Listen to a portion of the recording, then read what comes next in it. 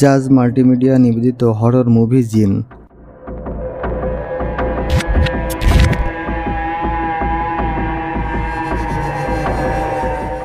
মুভিটির প্রধান চরিত্রে অভিনয় করেছে পূজা ও সজল।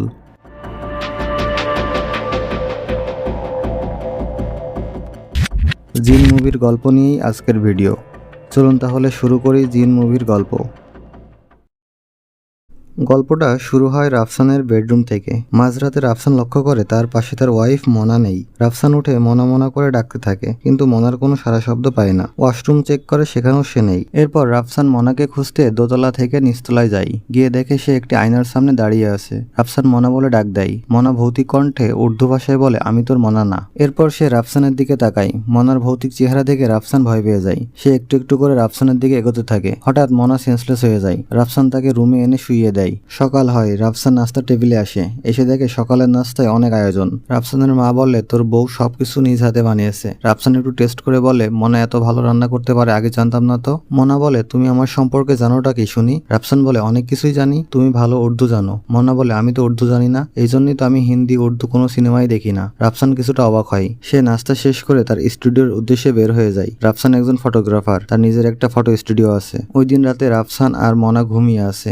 মাঝরাতে হঠাৎ মনা জেগে ভয়ঙ্কর রূপ ধারণ করে। সে বিছানা থেকে উঠে হাঁটতে শুরু করে। রাফসানও তার পিছু পিছু যায়। মনা সেই আয়নাটার সামনে যে আবার দাঁড়ায়। সে ভৌতিক কণ্ঠে উর্দু ভাষায় বলে, আবার ভুল করেছি, আমাকে আবার প্রথম থেকে শুরু করতে হবে, আমাকে যেতে দাও। রাফসান মনা বলে ডাক দেয়, কিন্তু সে শোনে না। রাফসানের মা আর কাজের ছেলেটাও আসে। রাফসান রুমের লাইট অন করলে মনা সেন্সলেস হয়ে যায়। পরের দিন মনাকে ডক্টরের কাছে নিয়ে যাওয়া হয়। ডক্টর বলে সে সম্পূর্ণ সুস্থ আছে, কোনো কিছুই হয়নি তার। রাফসান ডক্টরকে সব ঘটনা খুলে বলে। ডক্টর বলে, আপনি ওনাকে কোনো মনোরোগ বিশেষজ্ঞের কাছে নিয়ে যান। রাফসান বিজয় নামের একজন মনোরোগ বিশেষজ্ঞ বন্ধুকে কল দেয়, কিন্তু সে কল রিসিভ করে না। সিন চলে যায় এক দরবেশের কাছে, যার নাম কমলা বাবা। বামে যিনি বসে আছে তার নাম কালাম, আর ডান পাশে তার চাচা। কালাম বলে, আমি জিন ভূত কিছুই বিশ্বাস করি না। কমলা বাবা বলে, বেশি কথা বলিস না, আল্লাহর কালামে জিনের কথা আছে। কালামের চাচা কালামকে বলে, বাবা জিন আগেও ছিল, এখনো আছে, ভবিষ্যতেও থাকবে। কালাম বলে, তাহলে আমাকে জিনের সাথে দেখা করিয়ে দেন। কমলা বাবা কালামের হাতে একটি সিমের বিসি দেয়। সে বলে, বিসিটা গরম হলে ভাববি জিনের ঘুম ভাঙছে, গরম হলেও হাতে রাখবি, কোনোভাবেই মাটিতে ফেলবি না। একটু পর সেটা গরম হয়। কালাম সেটা ফেলে দেয়। কমলা বাবা বলে, জিন তোর ওপর অনেক ক্ষিপ্ত হয়েছে, তোকে মেরে ফেলবে, তোর পরিবারের সবাইকে মেরে ফেলবে। যদি জানে বাঁচতে চাস তাহলে এই গ্রাম থেকে পালিয়ে যা। কালাম ভয় আতঙ্ক নিয়ে বাড়িতে যায়। যে ছোট ভাইকে বলে, এখনই সবকিছু গুছিয়ে নে, আমাদের পিছে জিন লাগছে, আজ রাতের মধ্যে আমাদের গ্রাম ছাড়তে হবে। তারা লক্ষ্য করে ঘরের বাতিগুলো নিভছে আর জ্বলছে, দরজাগুলো খুলছে আর বন্ধ হচ্ছে। এটা দেখে দুই ভাই যখন বাড়ি ছেড়ে চলে যাবে, তখন বিজয় আর তনুজা আসে। তাদেরকে দেখে জিন জিন বলে চিৎকার করে। বিজয় হচ্ছে রাফসানের বন্ধু, একজন মনোরোগ বিশেষজ্ঞ, আর তনুজা বিজয়ের কাছে ইন্টার্নি করছে। বিজয় বলে, আমি কাল আপনাদের গ্রামে এসেছি, কাল থেকে আপনার আর কমলা বাবার ওপর নজর রাখছিলাম। কমলা বাবা আপনাকে যে জিনের ভয় দেখিয়ে বাড়ি ছাড়া করছে, আসলে জিন বলে কিছুই নেই, সব আপনার চাচা আর কমলা বাবার সাজানো নাটক। আপনাদের সম্পত্তি দখল করার জন্য তারা এই নাটক সাজিয়েছে, আসুন নিজ চোখে দেখবেন। বিজয় তাদেরকে দেখায় বাড়ির বাতিগুলো যে জ্বলছে নিভছে সেটা কিভাবে হচ্ছে, বাড়ির দরজা খুলছে বন্ধ হচ্ছে সেটা কিভাবে হচ্ছে। আসলে তাদের চাচা, কমলা বাবা ও তাদের লোকজন এগুলা করছে। বিজয় পুলিশ ডেকে ভণ্ড বাবা আর লোকজনকে ধরিয়ে দেয়। কালাম বলে, তাহলে সিমের বিসিটা যে গরম ছিল? তনুজা বলে, ওটা আসলে সিমের বিসি ছিল না, থার্মোডাইনামিক নামে একটা কেমিক্যাল আছে, ওটা দিয়েই সিমের বিসিটা তৈরি করা হয়েছে। আপনি যখনই হাতে নিয়ে চাপ দিয়েছেন ওটা গরম হতে শুরু করেছে। কালাম ব্যাপারটা বুঝতে পারে। বিজয় আসলে মনে প্রাণে বিশ্বাস করে ভূত জিন বলতে কিছুই নেই, সব আমাদের দেখার ভুল। সিন চলে আসে রাফসানের বাসায়। তখন রাত। রাফসানের বাসায় তার খালাতো বোন লতা এসেছে। লতা রাফসানকে পছন্দ করত, কিন্তু রাফসান তাকে পছন্দ করে না। লতা মনাকে জড়িয়ে ধরে বলে, রাফসানকে ভালো মতোই ক্যাচ করেছো তুমি। কথাটা শুনে মনার মন খারাপ হয়ে যায়। রাফসান, তার মা আর লতা সোফায় বসে। রাফসানের মা বলে, মনা একটু নাস্তা দিয়ে যাও, কিন্তু মনা ওখানে নাই। হঠাৎ সে উধাও হয়ে যায়। রাফসান তাকে খুঁজতে খুঁজতে ছাদে যায়। রাফসান তাকে মনা রেলিং এর উপর হাঁটছে। রাফসান ভয়ে ভয়ে মনা বলে ডাক দেয়। মনা ভয়ঙ্কর দৃষ্টিতে তাকিয়ে বলে, আমি তোর মনা না। রাফসানের মা, লতা, কাজের ছেলেটাও ছাদে আসে। রাফসান মনাকে নামায়। তখন মনা রাফসানকে জড়িয়ে ধরে বলে, কি হয়েছিল আমার? রাফসান বলে, কিছু হয়নি তোমার, তুমি ঠিক আছো। মনা এবার ভয়ঙ্কর রূপে লতার দিকে তাকায়। লতা সেন্সলেস হয়ে যায়। রাফসান তার ফ্রেন্ড বিজয়ের সাথে দেখা করে। বিজয় বলে, তোকে এমন আপসেট দেখাচ্ছে কেন, কি হয়েছে? রাফসান বলে, আমার ওয়াইফ মনা বেশ কিছুদিন ধরে অদ্ভুত আচরণ করছে। ডক্টরের কাছে গিয়েছিলাম, ডক্টর বলল একজন মনোরোগ বিশেষজ্ঞ দেখাতে, তাই তোর কাছে আসলাম। বিজয় বলে আচ্ছা কি হয়েছে একদম শুরু থেকে বল। রাফসান ঘটনা বলা শুরু করে। সিন চলে যায় কল্পনায়। রাফসান আর মনা দুজন দুজনকে ভালোবেসে পালিয়ে বিয়ে করে। পালিয়ে বিয়ে করার কারণ মনার মা তাদের ভালোবাসাকে মেনে নেয়নি। বিয়ের পর একদিন রাফসান মনাকে নিয়ে গ্রামে তার দাদার বাড়িতে বেড়াতে যায়। রাফসান একদিন ঘুরতে ঘুরতে মনাকে নিয়ে একটা পুরাতন জমিদার বাড়ির কাছে যায়। মনাকে বলে এই দত্ত বাড়ির জমিদাররা ভীষণ অত্যাচারী ছিল। তারা সুন্দর সুন্দর মেয়েদেরকে ধরে এনে বিভিন্নভাবে অত্যাচার চালাতো। এক পর্যায়ে তাদেরকে মেরে কুয়ায় ফেলে দিত। মনা বলে জমিদারদের কেউ কিছু বলতো না? রাফসান বলে আগে কেউ কিছু বলতো না, কিন্তু যেদিন ইমাম সাহেবের মেয়েকে ধরে নিয়ে আসা হলো ওই দিন গ্রামবাসী ক্ষিপ্ত হয়ে যায়। সবাই মিলে জমিদার সহ জমিদার বাড়ির সবাইকে খুন করে ফেলে আর তাদের লাশ ওই কুয়ায় ফেলে দেয়। রাফসান এবার মনাকে নিয়ে কুয়ার কাছে যায়। কুয়ার পাড়ে বসিয়ে মনার ফটোশুট করে। হঠাৎ মনা কুয়ার মধ্যে পড়ে যায়। রাফসান মনাকে উদ্ধার করে বাসায় নিয়ে আসে। ডক্টর ডাকা হয়। ডক্টর বলে তেমন কোনো সমস্যা নেই, তবে শহরে নিয়ে চেক আপ করিয়ে নিলে ভালো হয়, কারণ অনেক দিনের পচা পানি পেটে গেছে। রাফসান তার শাশুড়িকে খবরটা জানায়। ওই রাতে রাফসান মনাকে নিয়ে ঢাকায় ব্যাক করে। মনার ঘুম ভাঙলে বলে আমার কিছু হয়নি, আমি একদম সুস্থ আছি, ডক্টরের কাছে যাওয়ার দরকার নেই। এরপর তারা ডক্টরের কাছে না যেয়ে বাসায় ফিরে আসে। মনার মা রাফসানের বাসায় আসে। মনার বিয়ের পর মনার মা প্রথম এই বাসায় আসলো। এসে দেখে মেয়ে একদম সুস্থ। সিন চলে আসে বর্তমানে। রাফসান বলে এরপর থেকে মনা কেমন যেন অদ্ভুত আচরণ করছে। বিজয় বলে আচ্ছা আমরা আজ তোদের বাসায় যাচ্ছি ভাবিকে দেখতে। বিজয় আর তনুজা রাফসানের বাসায় আসে। মনার সাথে কথা হয় সমস্যার ব্যাপারে। মনা বলে বুঝতে পারলেন আমার কি হয়েছে? বিজয় বলে হ্যাঁ ভাবি, আসলে আমাদের মনটা অনেক জটিল। এমন কোনো ঘটনা যেটা আমাদের নিজে কানে শোনা বা নিজে চোখে দেখা সেটা আমাদের মনকে প্রভাবিত করে, আর এই প্রবাহের মাত্রা বেড়ে গেলে আমরা অস্বাভাবিক আচরণ করি। রাফসান বলে তাহলে চোখের রং সাদা হয়ে যাওয়ার ব্যাপারটা? বিজয় বলে রং তো আলোর প্রতিফলন।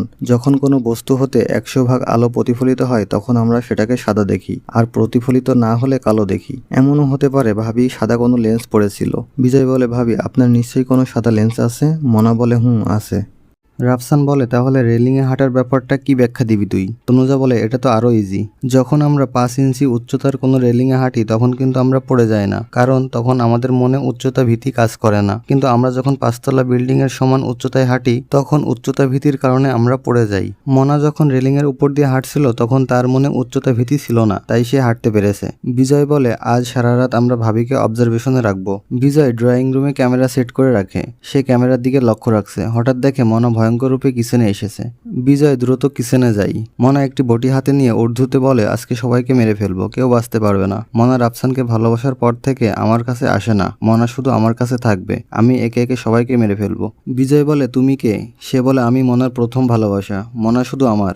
বিজয় বলে মনা রাফসানের ওয়াইফ। সে বলে আমি অনেক আগে থেকে মনাকে ভালোবাসি, মনা আমার। বিজয় আবারও বলে মনা রাফসানের ওয়াইফ। সে বলে সেজন্যই তো আমি ওকে মেরে ফেলবো। এই বলে সে বটি নিয়ে আগাতে থাকে। রাফসান এসে যখন রুমের লাইট অন করে মনা বেহুশ হয়ে যায়। রাফসান এসে মনাকে ধরে। রাফসান বিজয়কে বলে দেখলি তো সবকিছু নিজ চোখে, কি ব্যাখ্যা আছে তোর কাছে? এরপর রাফসান, বিজয়, তনুজা রাফসানের শ্বশুর বাড়িতে আসে। রাফসান তার শাশুড়িকে বলে মনা কি উর্দু ভাষা জানে? তিনি বলে অসম্ভব, আমি তো ওকে কোনোদিন উর্দু বলতে শুনিনি, ও তো উর্দু হিন্দি কিছুই বুঝে না, তাই এই ভাষার কোনো সিনেমাও সে দেখে না। রাফসান বলে মনা কি কোনোদিন ইন্ডিয়া পাকিস্তানে গিয়েছিল?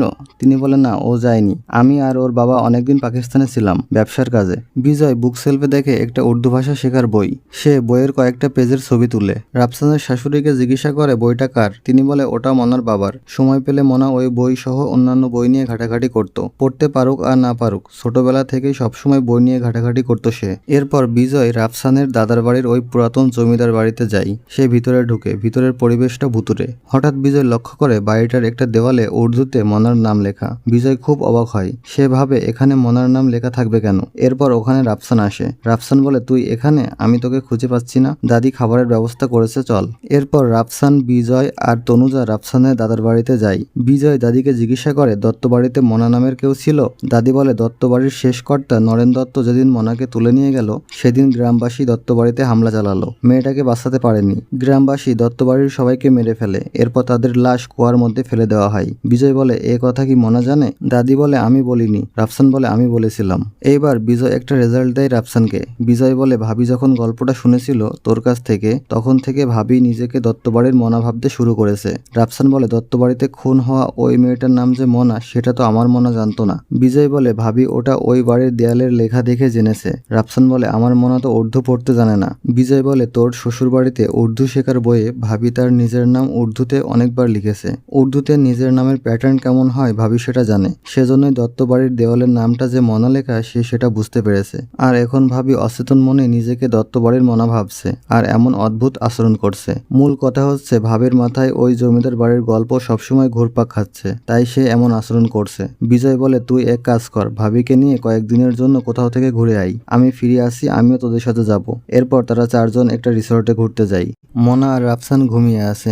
ঘড়ির কাঁটায় ঠিক 12টা। তখন মনা আবার সে ভয়ঙ্কর রূপ ধারণ করে। সে শূন্যে ভাসতে থাকে। এক পর্যায়ে রাফসানের গলা চেপে ধরে হত্যা করতে যায়। বিজয় আর তনুজা রুমের বাইরে ছিল। হঠাৎ তারা রুম থেকে রাফসানের চাপা কণ্ঠ শুনতে পায়। তারা দৌড়ে রাফসানের রুমে যায়। বিজয় মনাকে আটকাতে গেলে বিজয়কেও আক্রমণ করে। রাফসান রুমের লাইট অন করলে মনা স্বাভাবিক হয়। রাফসান বিজয়কে বলে, সবই তো দেখলি, এখন কি বলবি, কি ব্যাখ্যা দিবি এখন? বিজয় বলে, সব ব্যাখ্যা আমার কাছে নেই, তবে সবকিছুর সমাধান একজনই আমাদের দিতে পারবে। তিনি হচ্ছেন আমার স্যার এলাহি, ডক্টর মোহাম্মদ ফজলে এলাহি। এরপর রাফসানের বাসায় ডক্টর এলাহিকে নিয়ে আসা হয়। তাকে সব ঘটনা খুলে বলে। বিজয় বলে, স্যার আমি তো এর কোনো ব্যাখ্যা খুঁজে পাচ্ছি না। এলাহি বলে, বিজ্ঞানের ব্যাখ্যা যেখানে শেষ, ইসলামের ব্যাখ্যা সেখানে শুরু। তোমরা যদি কোরআন বিশ্বাস করো তাহলে জিন যে আছে সেটাও বিশ্বাস করতে হবে। আমার মনে হচ্ছে এটা কোনো দুষ্ট জিনের কাজ। ঠিক সেই মুহূর্তেই জিনের প্রভাব শুরু হয়ে যায়। মনা ভয়ঙ্কর রূপ ধারণ করে ছাদের দিকে যায়। এক গ্লাস পানি নিয়ে এলাহি মনার পিছু পিছু ছাদে যায়। যে দেখে মনা শূন্যে ভাসছে। এলাহি গ্লাসের পানিতে ছুড়া পড়ে ফু দেয় এবং ওই পানি মনার গায়ে ছুড়ে মারে। মনা সেন্সলেস হয়ে যায়। এলাহি বলে, মনাকে দুষ্ট জিনে আসর করেছে, যদি দ্রুত ওকে জিনের আসর মুক্ত করা না যায় তাহলে ওকে বাঁচানো যাবে না। এরপর এলাহি, বিজয় আর তনুজা রাফসানের শাশুড়ির কাছে যায়। মনার ব্যাপারে তার কাছে জানতে চাওয়া হয়। তিনি সব ঘটনা এলাহিকে বলে। সিন চলে যায় কল্পনায়। ঘটনাটি ঘটেছিল মনার জন্মের আগে। মনা তখন 6 মাসের পেটে। মনার বাবার ব্যবসা ভালো যাচ্ছিল না, তারা ঋণগ্রস্ত হয়ে পড়ে। এরপর তারা গ্রামে চলে যায়। একদিন সন্ধ্যায় মনার মা পুকুরে গোসল করে বাড়ি ফিরছিল। ঠিক তখনই একটা জিন তাকে আসর করে। তিনি যখনই মনার বাবার কাছে যায় তখনই অদ্ভুত সব ঘটনা ঘটতে থাকে। মাঝে মাঝে কে যেন দরজায় কড়া নাড়ে। দরজা খুলে দেখা যায় কেউ নেই। বাড়ির টিনে ঢিল ছুড়ে। এমনই সব অদ্ভুত ঘটনা ঘটতে থাকে। একদিন মনার বাবা গলায় দড়ি দিল। সবাই জানলো ঋণের চাপে তিনি আত্মহত্যা করেছে, কিন্তু মনার মা জানতো জিনেই এই কাজটি করেছে। মনার যখন জন্ম হলো তখন জিনটি তাকে ছেড়ে মনার উপর আসর করলো। তার সাথে মনা খেলতো, সময় পার করত। সেজন্য মনার মা মনাকে সবসময় নিজের কাছাকাছি রাখতো। একদিন মনা তার বান্ধবীর সাথে ফটো তুলতে যায়। সেখানে রাফসানের সাথে দেখা হয়। ওরা বিয়ে করে ফেলে। বিয়ের পর মনার মা কখনোই রাফসানের বাসায় যায়নি, এই ভয়ে জিনটি মনার নতুন ঠিকানা জেনে যাবে। কিন্তু একদিন রাফসান ফোন দিয়ে বলে মনা খুব অসুস্থ। মনার মা ভেবেছিল এটা হয়তো দুষ্টু জিনটির কাজ, সেজন্য সে রাফসানের বাসায় গিয়েছিল। আর ওই দিনই জিনটি মনার নতুন ঠিকানা পেয়ে যায়। এখানে উল্লেখ্য যে রাফসান সহ তার বন্ধুরা ভাবছিল যে দত্ত বাড়ি থেকেই হয়তো মনার গায়ে জিনটি আসর করেছে, কিন্তু আসলে না, মনার মায়ের গায়ে আগে থেকে এই জিনটি ছিল। আর তিনি যখন রাফসানের বাসায় গিয়েছিল তখন থেকেই মনার কাছে জিনটি থাকা শুরু করে। তিনি এলাহিকে হাত জোর করে বলে, প্লিজ আমার মেয়েটাকে বাঁচান। এলাহি বলে, মনা কি এইসবের কিছুই জানে না? তিনি বলে, না, মনাকে আমি কখনোই কিছু বলিনি, বুঝতেও দেইনি। সিন চলে যায় রাফসানের বাসায়। এলাহি সূরা কালাম পড়ে রাফসানের বাড়িটা বেঁধে দেয় আর মনার গলায় একটা তাবিজ পরিয়ে দেয়। তিনি বলে, আমি তোমাদের বাড়িটা বেঁধে দিয়েছি, জিন ইচ্ছা করলে মনার কাছে আসতে পারবে না। রাতে মনা ঘুমাচ্ছিল, তখন তার মা কল দিয়ে বলে, মনা আমি এসব কি শুনছি, রাফসানের সাথে নাকি লতার খুব ক্লোজ রিলেশন। মনা বলে, সীমা এসব কি বলছো তুমি? তিনি বলে, আমি ঠিকই বলছি, সারাদিন নাকি স্টুডিওতে বসে প্রেম করে লতার সাথে। কয়েকদিন পর দেখবি তোকে ঘর থেকে বের করে লতাকে বিয়ে করে ঘরে নিয়ে আসছে। মোনা বলে, মা এসব কথা রাখো তো, জানো আমি কতটা অসুস্থ। তার মা বলে, অসুস্থ তো কি হয়েছে, হাঁটতে চলতে তো পারিস, যা এখনই স্টুডিওতে যে দেখ ওরা কি করছে। মোনা বলে, মা তুমি ভুল ভাবছো, রাফসান ওই রকম ছেলে না। তিনি বলে, তুই এত রাফসানের পক্ষ নিয়ে কথা বলছিস কেন, তোকে কি ও তাবিজ করেছে? মোনা তাবিজটা দেখে বলে, হ্যাঁ। তার মা বলে, এক্ষুনি তাবিজটা খুলে স্টুডিওতে যা, যে রাফসানকে হাতে নাতে ধর। মোনা তাবিজটা খুলে ফেলে। এতক্ষণ মোনা যার সাথে কথা বললো সে মোনার মা ছিল না, ওটা ছিল ওই জিনটা, আর জিনটা মোনার মাকে মেরে ফেলেছে। তাবিজ খুলে ফেলায় জিনটা আবার মোনার উপর আসর করেছে। মোনা বাড়ির বাইরে বের হতে চাইলে কাজের ছেলে আর রাফসানের মা তাকে আটকানোর চেষ্টা করে, কিন্তু পারে না। রাফসান বাসায় এসে দেখে এই অবস্থা, সেও আটকানোর চেষ্টা করে কিন্তু ব্যর্থ হয়। এরপর রাফসান রুম থেকে তাবিজটা নিয়ে এসে মোনার গলায় পরিয়ে দেয়। মোনার কাছ থেকে জিনটা চলে যায়। এরপর এলাহি আসে।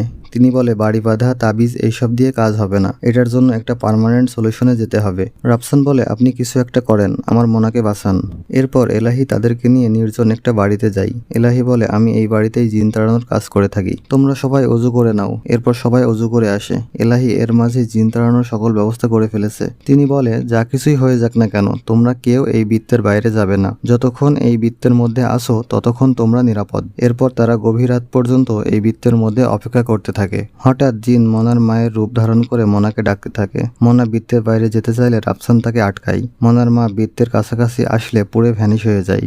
এরপর তেলাপোকা রূপে, মৃত মানুষের রূপে, হিংস্র পশুর রূপে জিন আসতে থাকে। তারা কোনোভাবেই বৃত্তের মধ্যে প্রবেশ করতে পারে না। সবশেষে জিনটি সাদা ঘোড়া রূপে আসে। বাইরে বৃষ্টি হচ্ছে। হঠাৎ ছাদে ফাটল ধরে। বৃষ্টির পানিতে বৃত্তের দাগগুলো মুছে যায়। ঘোড়াটি বৃত্তের মধ্যে এসে এলাহিকে আঘাত করে। এলাহি রাফসানকে একটা তলোয়ার দিয়ে বলে ওর শিংটা কেটে দাও। রাফসান ঘোড়াটির শিং কেটে দেয়। বিজয় একটা লোহার ফলা ঘোড়াটির বুকে ঢুকিয়ে দেয়। ঘোড়াটি মারা যায় এবং ভ্যানিশ হয়ে যায়। মনা জিন থেকে মুক্তি পায়। সকলের মুখে আনন্দের হাসি। তারা সবাই বাসায় ফিরছে। ঠিক তখন দেখা যায় মনার মতো তনুজা ভয়ঙ্কর রূপ ধারণ করেছে। তাহলে কি জিন মনাকে ছেড়ে তনুজাকে আসর করলো? কি হতে চলেছে তনুজার সাথে জানতে হলে আমাদেরকে জিন 2 রিলিজ হওয়া পর্যন্ত অপেক্ষা করতে হবে। তো কেমন লাগলো গল্পটি লিখে জানান কমেন্টে। আর চ্যানেলটি সাবস্ক্রাইব করতে একদমই ভুলবেন না। Thank you.